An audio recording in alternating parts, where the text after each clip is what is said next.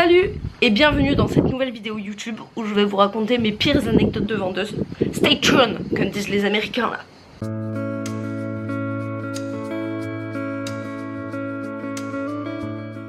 C'est la Camille du montage, je voulais m'excuser du bruit de fond causé par le vent tout le long de la vidéo. Je m'étais pas rendu compte de ce bruit ambiant. J'espère que ça vous dérangera pas trop et que ça va pas vous faire fuir de la vidéo. Je suis désolée. Voilà, je vous laisse avec le reste de la vidéo. Pour cette vidéo, comme d'habitude, il n'y aura pas d'ordre. Et promis, je vais finir par lâcher ce crayon. Je vais vous raconter du coup toutes les anecdotes assez farfelues qui m'est arrivée en tant que vendeuse dans les 3 entreprises que j'ai fait jusque là. Je vais pas donner le nom des enseignes. Il y a moyen que je donne peut-être la localisation, mais bon, pas avoir de problème. Mais voilà, j'espère que cette vidéo vous plaira. Si vous aimez le concept, abonnez-vous, ça me ferait vachement plaisir. J'ai dit que je devais lâcher ce crayon. Abonnez-vous, ça me ferait vachement plaisir. Et commentez, mettez vos meilleures anecdotes dans vos boulots. Franchement, je vais adorer lire ce genre de choses, vraiment. Donc faites-vous plaisir. Je vais commencer par la manière dont je suis rentrée dans le monde du commerce. En fait, j'étais à l'école Seconde Chance, qui est une école qui permet à l'insertion... Le vent, ça va aller. C'est une école qui permet une meilleure insertion professionnelle et qui vous propose des stages. Et le dernier stage que j'ai fait, je l'ai fait du coup dans une boutique qui faisait de la vente. Et en fait, je me suis retrouvée à travailler dans l'entreprise dans laquelle je faisais ce stage pour la simple et bonne raison que un membre du staff de l'équipe déjà présent a littéralement vidé le coffre de cette même entreprise.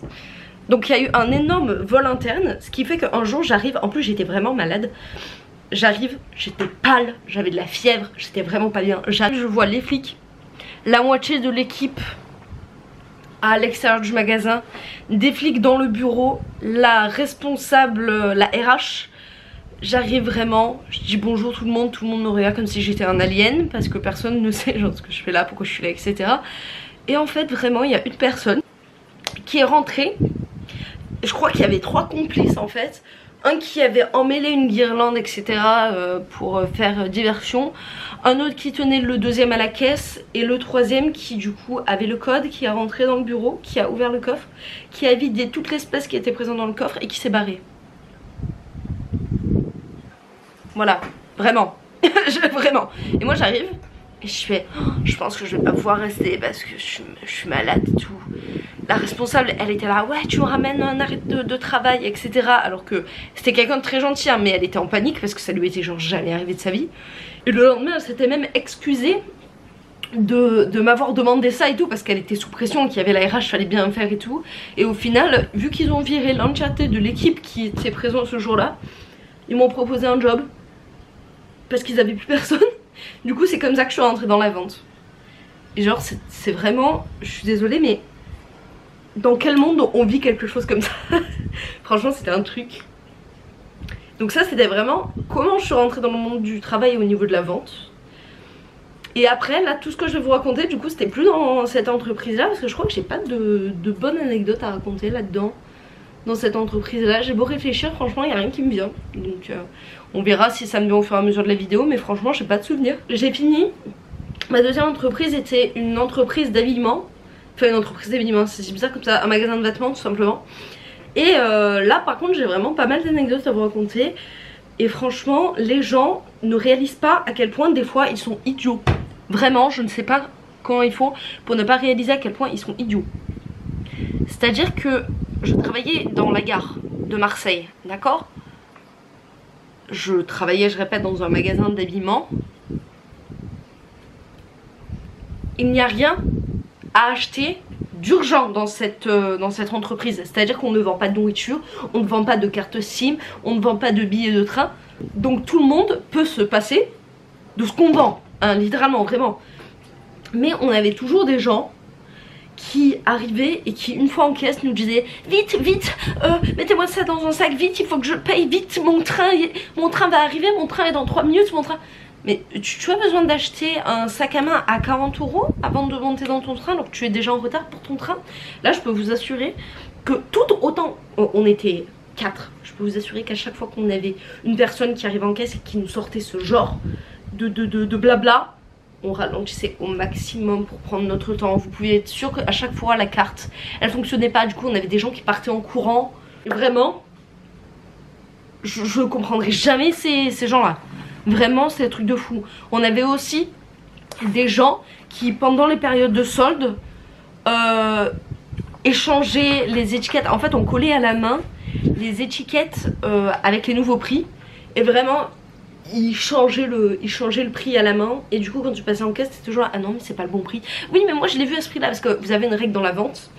Le prix affiché même si c'est pas le bon c'est le prix que la cliente est censée payer. Donc en fait ils changeaient les prix exprès pour... Et ça c'est un truc, ça nous rendait barge. Parce que vu qu'on le mettait à la main, les prix, on savait que c'était pas le bon prix. Mais ils en demandaient pas, ils voulaient pas nous dire qu'ils avaient changé les étiquettes, vous imaginez bien, sinon c'est beaucoup trop facile. Mais non, il y a aussi quelque chose que je ne comprendrai jamais, c'est les gens qui attendent 15 minutes, 10 minutes devant le magasin avant que ça ouvre. Sachant que le magasin tel qu'il était fait, en fait c'était comme une espèce de boîte où genre tous les côtés étaient vitrés. Ce qui fait que les gens te voyaient à travers. Ils toquaient à la porte pour que tu ouvres plus tôt. J'ai même eu des arguments en mode mais s'il vous plaît, je vous paye quelque chose de cher, ouvrez s'il vous plaît plus tôt pour moi. Non, on n'a pas à vous ouvrir plus tôt. Alors d'abord parce qu'on ne veut pas, et deuxièmement parce qu'en fait d'un point de vue juridique, si jamais il se passe quelque chose dans le magasin alors qu'on n'aurait pas dû ouvrir, c'est pour notre gueule en fait. Donc c'est quelque chose qu'on ne fait pas. Donc les clients devant la porte, c'est quelque chose qui nous tend en tant que vendeuse, mais qui nous tend, si vous ne pouviez pas savoir. Il y a aussi les gens, quand vous êtes en manque d'effectifs, etc., que vous devez fermer le magasin pour aller prendre votre pause, que vous êtes tout seul. Les gens qui comprennent pas qu'il y a un papier, un écriteau avec écrit « Je suis parti en pause de telle heure à telle heure, magasin fermé », ils tapent quand même à la porte. Et ils sont capables de s'énerver parce que t'as fermé le magasin, parce que c'est ta pause, parce que... en fait...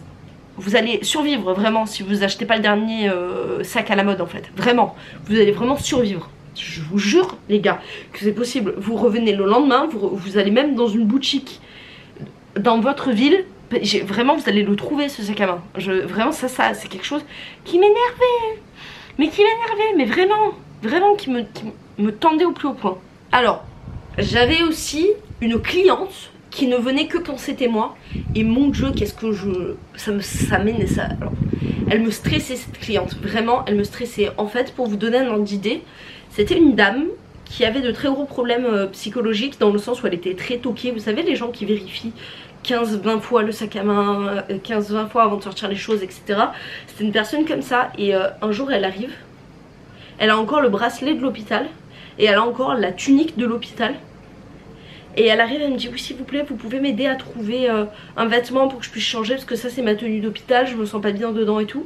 Et en fait c'est un magasin où on n'a pas de cabine, on n'a pas d'endroit vraiment pour se changer.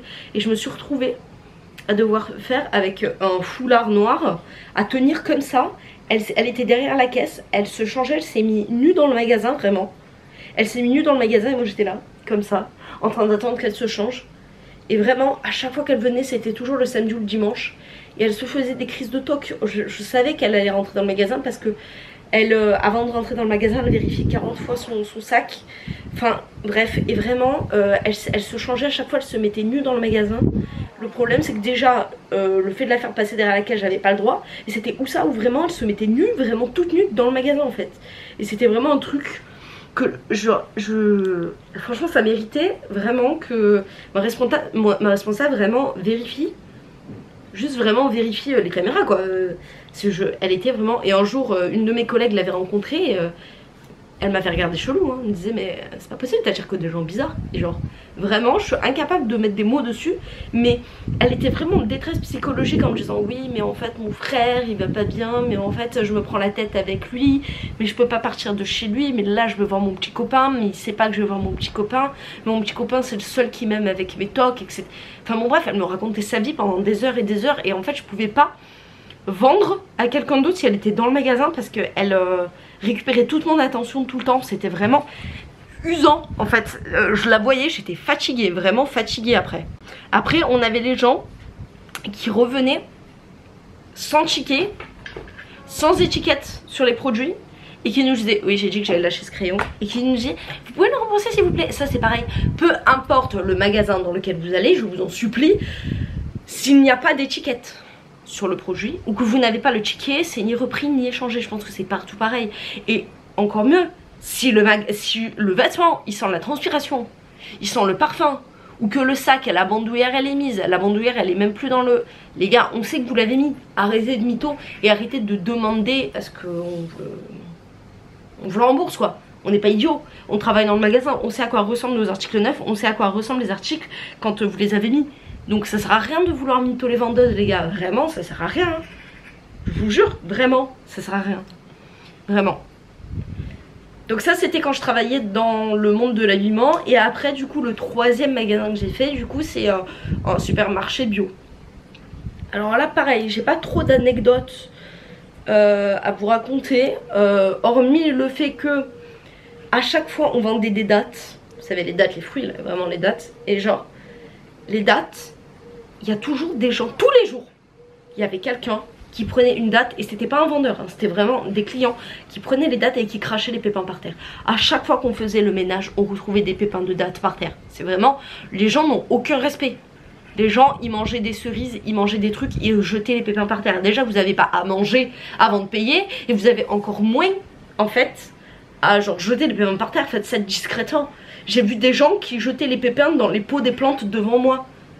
Les gars vous êtes sérieux? Pareil les gens ils arrivent en caisse, ils mangent, on avait du vrac, ils mangent avant que ça passe en caisse pour être sûr que ce soit moins lourd sur la balance quand vous passez en caisse. Les gars on vous remarque quand vous êtes à la caisse, vous n'avez pas le droit de faire ça. Et après quand on vous regarde de travers vous nous regardez comme ça. Mais non il n'y a pas, en fait il n'y a pas à faire ça. Vraiment il n'y a pas, ça c'est quelque chose, ça m'énerve. Les gens quand vous êtes dans le vrac, vous versez du vrac, vous en faites tomber par terre. Les gens qui partent en courant pour vraiment non c'est pas moi, ou vraiment qui ne se dénoncent pas. Pareil les gars venez nous voir, dites-nous que vous avez fait tomber quelque chose par terre.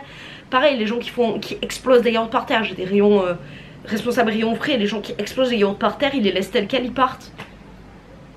Les gars vous êtes sérieux là? Franchement vous êtes, franchement ça tend, vraiment ça tend, ça c'est comme quand, et ça peu importe le magasin, que ce soit l'habillement, que ce soit le premier magasin que j'avais fait, que ce soit... les gens qui laissent dans les rayons en vrac. Ah je prends ça finalement je le prends plus. Non mais vraiment venez nous le donner en caisse, on va le ranger quoi. Quand tu passes dans les rayons tu trouves des couches sur les sauces tomates, des sauces tomates dans le frigo, je dis n'importe quoi. Les gars franchement c'est juste être bien éduqué. Vous faites ça chez vous, vous faites pas ça chez vous. Respectez les gens qui passent derrière vous pour nettoyer. Genre vraiment s'il vous plaît quoi. Ça c'est vraiment le truc qui me désole le plus. Vraiment ça c'est quelque chose qui m'a toujours tendu ça. Ah oui je travaillais dans un magasin bio qui dans l'enseigne un peu comme bio c'est bon, ce genre de bêtises, dans le nom de l'enseigne il y a le mot bio. Et je vous jure que au moins 3 fois par semaine j'avais des gens qui venaient à la caisse et qui me disaient mais vous êtes sûr c'est bio hein? Vous rentrez dans un magasin spécialisé, bien sûr que c'est bio. Genre j'étais là non c'est pas bio. Bah non là les EGM ouais, les gars vous êtes sérieux ou quoi? S'il vous plaît ou alors les gens vous êtes là, vous avez un tablier de l'entreprise, ils arrivent et bonjour vous travaillez ici? Non je travaille pas ici, non je travaille chez le concurrent en fait, je suis coiffeuse, je me suis incrustée comme ça pour le plaisir. Mais réfléchissez avant d'ouvrir votre bouche, tournez votre langue 7 fois dans votre bouche avant de parler, c'est pas possible, s'il vous plaît. Franchement, je sais pas comment le dire, je sais pas en quelle langue le dire, mais réfléchissez avant de parler, vraiment réfléchissez. J'ai eu aussi un client, alors j'en avais toujours un de client, comment dire, c'est typiquement le genre de gars, il rentre dans le magasin, il se plaint de tout ce qu'il y a dans le magasin. Quand il arrive en caisse, il se plaint du prix, il se plaint du personnel, il se plaint, mais il est toujours là. Il vient au moins une fois par semaine et il revient et il fait toujours les mêmes accusations tout le temps. À un moment donné, c'est pour le plaisir de venir nous saouler en fait, faut dire les termes. C'est pas possible les gens qui font ça. Et on a dans chaque magasin. Je sais que mon père bossait chez Castorama. Il en avait un, tout le temps il venait. Ah oui mais c'était moins cher, c'est moins cher à Leroy Merlin. Mais aller directement à Leroy Merlin, je comprends pas les gens qui font ça. Genre j'avais une dame aussi, c'était la hantise de la personne avec qui je travaillais, avec qui je m'entendais super bien. Elle arrive et le fromage il est pas bon, et le fromage il est trop cher, et le fromage oui non mais moi le Skyr je le veux par deux et il a pas le même goût, alors que c'est exactement la même marque, c'est juste que c'est des pots de 400 grammes à la place de 200 grammes. Mais non mais il était meilleur en plus petit, je vous dis qu'il a pas le même goût. Mais non mais s'il vous plaît arrêtez d'avoir un niveau de mauvaise foi qui dépasse l'entendement, je vous en supplie. Quand vous faites les courses, je suis d'accord, il n'y a pas tout le monde qui apprécie faire ses courses. Mais s'il vous plaît, pensez à nous. Pensez à nous. On n'a rien demandé, nous, en fait. Vraiment, on n'a rien demandé. Les gens aussi, ceux qui arrivent là, et ça dans tous les magasins, ceux qui arrivent à 19h28 pour remplir un chariot alors qu'on ferme à 30 et qui soufflent quand ils passent à la caisse et qui fait...